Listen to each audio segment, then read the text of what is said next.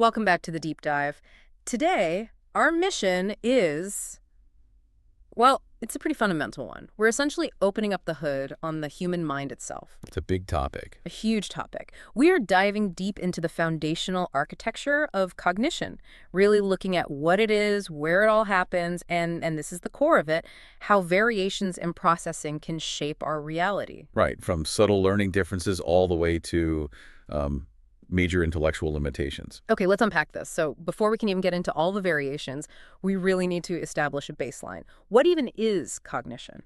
That's the perfect starting point. The source material defines it as this complex set of mental processes. It's everything from how we acquire information to how we store it, retrieve it, and ultimately use it. The entire pipeline. The entire pipeline of mental engagement, exactly. Yeah. And if cognition is the software, the operating system, then the hardware, the physical architecture running the show, is the cerebral hemispheres. That's such a critical detail. All these high-level activities are primarily controlled by this one centralized system. And when we talk about these functions, there are, what, 6 core programs the brain is running? Yeah, the sources lay out 6 specific activities. You have perception, attention, memory. Communication, decision-making, and problem-solving. The whole suite. Oh. And if any one of those programs has a glitch, the whole system feels it. Yeah. That's really the high-level view of what we're digging into today. So let's get into those glitches. Where do we even begin to draw the lines between different types of challenges? Well, what's fascinating here is how clearly the research helps us draw a really clean, vital line between two concepts that, well, they get conflated all the time in just general conversation. I think I know where you're going with this. Intellectual disabilities and learning disabilities, Yeah. or LD. And this isn't just semantics. Understanding this distinction is, honestly, knowledge saving for diagnosis and support. Okay, so let's start with learning disabilities then, because I feel like that's where a lot of the popular misconceptions are. I agree. So with LD, the key impact is on an individual's ability to process information. And here's the part that I think will surprise a lot of people listening. Go on. Individuals with a learning disability typically have average or even above average intelligence. They are, bright people. That's absolutely right. The challenge isn't a lack of intellectual capacity. It's more like a breakdown in the communication pathways. A good analogy I heard is thinking of the brain as a high-end computer. Ooh, I like that. The hardware, the general intellect, is top of the line, but the internal wiring, the way it routes data, is faulty. It's like having super fast internet, but a router that's constantly stuttering. That's a perfect way to put it. So the defining characteristic isn't the difficulty itself, but the gap. The gap, right. The observable, and I'm sure very frustrating, difference between their high potential and their actual achievement. They know the answer. They have it in their head. But that processing path to get it out, either onto paper or spoken aloud, it's compromised. And that barrier isn't just about schoolwork, right? It goes way beyond basic academic skills. Oh, absolutely. It could impact social cues, organization, even time management. Okay, so that's LD, a processing issue. Now, let's pivot to intellectual disabilities. This is fundamentally different. Fundamentally different. Here, the criteria demand significant limitations in 2 distinct areas: 2 areas. intellectual functioning and adaptive behavior. And critically, these limitations have to have started before the age of 18. Let's drill down on adaptive behavior for a second. That can sound a little academic, but it has huge real-world meaning. What are we actually talking about? We're talking about the skills you need for daily life. It's not about textbook knowledge. It's about functioning independently and meeting the expectations of your culture. So like practical stuff. Exactly. Our sources break it down into things like conceptual skills, so language, money concepts, then social skills, interpersonal relationships, understanding social rules, and then practical skills like self-care, job skills, health, and safety. So if someone has a significant struggle with adaptive behavior, they might have trouble managing money, or reading the emotional cues in a conversation, or even just navigating public transport on their own. Precisely. It's a measure of how well a person's cognitive functions integrate with the practical demands of the world around them. That makes the distinction crystal clear. LD is a specialized routing problem on generally excellent hardware. ID involves inherent limitations in both the operating capacity, the intellectual functioning, and the ability to translate that into real-world life skills. And on that intellectual functioning piece, this is where the sources give us a specific quantitative measure. The IQ score. That's right. Limited intellectual functioning is generally indicated by an IQ score of less than 75. Yeah. It's an objective threshold used as one of the markers. So while the adaptive behavior part is crucial, the IQ score gives that measure of the cognitive ceiling. It reinforces that ID is rooted in measurable limitations of intellectual capacity itself. Not just a mismatch in processing style. Here's where it gets really interesting for me, because now we can shift from these broad categories to more specific granular processing challenges.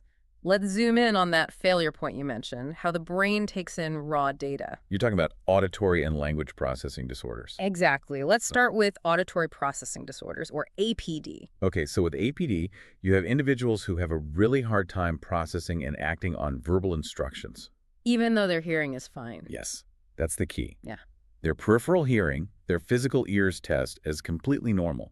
The sound signal gets to the ear, but the central auditory nervous system just struggles to decode it. So, wait. The brain hears the sounds, but the instruction still gets garbled.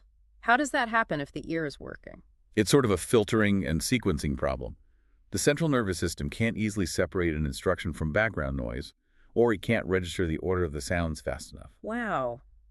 That sounds exhausting, just to listen. It is. So logically, the strategies that work have to completely bypass that compromised auditory channel. So you switch to a different input method. Precisely. The research shows a dramatic benefit from things like visual cues, pictorial schedules, and active demonstrations. So instead of saying, put the book away, wash your hands and line up, you would.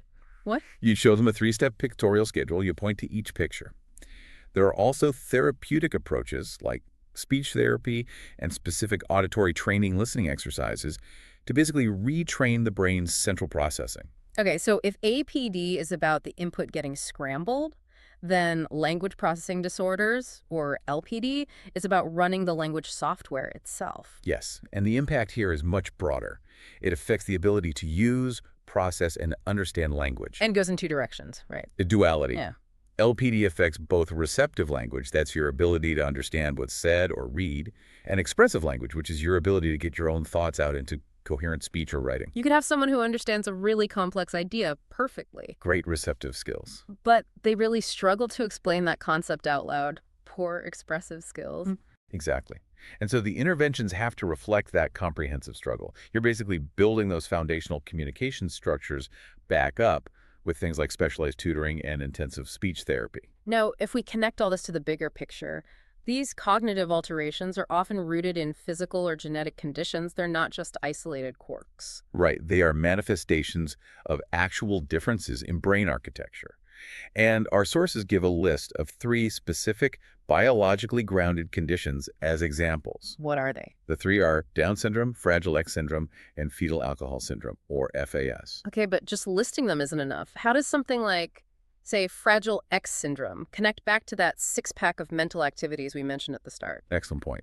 So Fragile X, as a genetic condition, often illustrates severe deficits in what we call executive function. Which falls under attention, decision-making, and problem-solving. Yep. So individuals might struggle intensely with inhibition, that ability to stop and think before acting, or with rapid shifts in attention. It's a direct, biologically determined deficit in specific parts of that cognitive 6-pack. And fetal alcohol syndrome, that's an acquired condition, and it often presents one of the most complex sets of challenges. It's such a powerful example of how comprehensive the impact can be on both intellectual functioning and adaptive behavior. Because that alcohol exposure affects brain structure across the cerebral hemispheres, you often see measurable limitations in general intellect, and these profound struggles with social skills, judgment, emotional regulation. All those adaptive behaviors needed for an independent adult life. Exactly. These examples really bring the clinical definitions of ID and LD to life. So what does this all mean for you as the learner? We started by defining cognition as that complex 6-part mental process perception, memory, communication, and all the rest. All controlled primarily by the cerebral hemispheres. Then we drew that vital knowledge-saving distinction between learning disabilities, which is all about the gap, and a processing issue despite high potential. And intellectual disabilities, which is defined by a limitation in intellectual functioning and a struggle with adaptive behavior. And we saw how specific input issues like APD and LPD need these very specialized supports that match the specific breakdown point. I think the key takeaway is realizing that cognitive variation isn't just a single spectrum of smart to not smart.